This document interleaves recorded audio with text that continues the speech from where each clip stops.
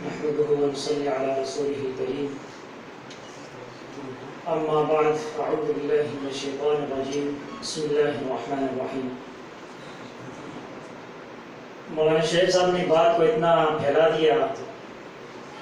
کہ اب تعلیم کی فضیلت کو بیان کریں یا نئے بورڈ کی جو قیام ہے اس کے مقاصد کو بیان کریں یا بہرحال یہ ایک مشاورتی اجلاس ہے اور اس میں سب اپنے ساتھی ہمارے جمع ہیں، تو جو بات ذہن میں آئی کہ آپ کے سامنے رکھیں گے اور بلکہ تفصیلی جو اس مشاورتی اجلاس کے مقاصد کیا ہیں اور اس کا آئندہ کے لیے اس کے جو اثرات ہیں وہ کیا ہوں گے، وہ تو حضرت شاہ صاحب خود ہی آپ کو تفصیل بتائیں۔ ایک بات اگر میں کہوں تو ہو سکتا ہے آپ اس سے اتفاق کریں کہ اس وقت ہم مجلس میں جتنے ساتھی بیٹھے ہیں جامعۃ الرشید اور دارالفتاح و ارشاد سے سب سے قدیم تعلق میرا، شاہ صاحب اس تصدیق کریں گے اس بات کی کہ ہم نے حضرت کا دارالفتاح کا زمانہ بھی دیکھا،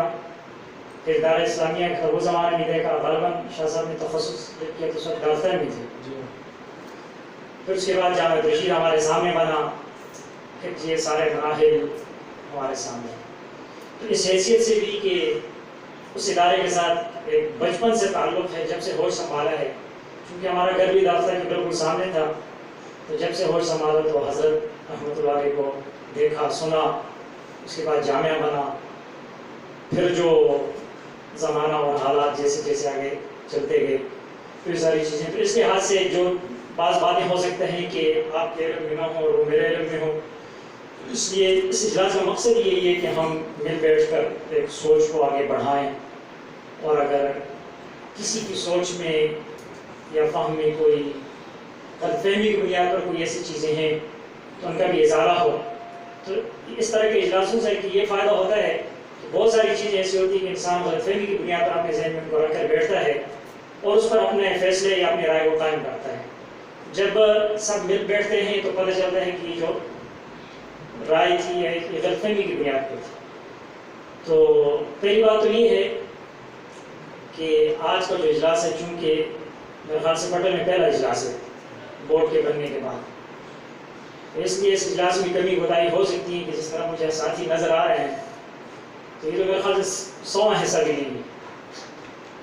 تو شرکت جس طریقے سے ہونی چاہیے تھی اس طریقے سے شرکت نہیں ہے، اس میں سب حضرات کی ذمہ داری ہے، صرف شاہ صاحب کی نہیں ہے کہ ان کی ذمہ داری تھی کہ سب کو بلاتے اور اطلاع دیتے اور یہ کرتے، لیکن اس کے لیے ایک کمیٹی ہونی چاہیے مدرسے کے اندر، آپ ان پر ہو یا باہر کے کچھ وزراء بھی اس میں شامل ہو یا ساتھی جو فٹر مدرسے کے، اور اس میں ایک مہم چلانی چاہیے، اس کے بعد پھر اس طرح کے اجلاس ہو تاکہ زیادہ سے زیادہ لوگ شرکت کریں تو فائدہ ہوگا۔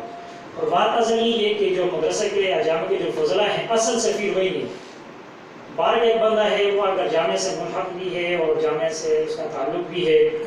وہ جس طریقے سے ترجمانی کرتا ہے اس میں، اور جامعہ کے فاضل ہے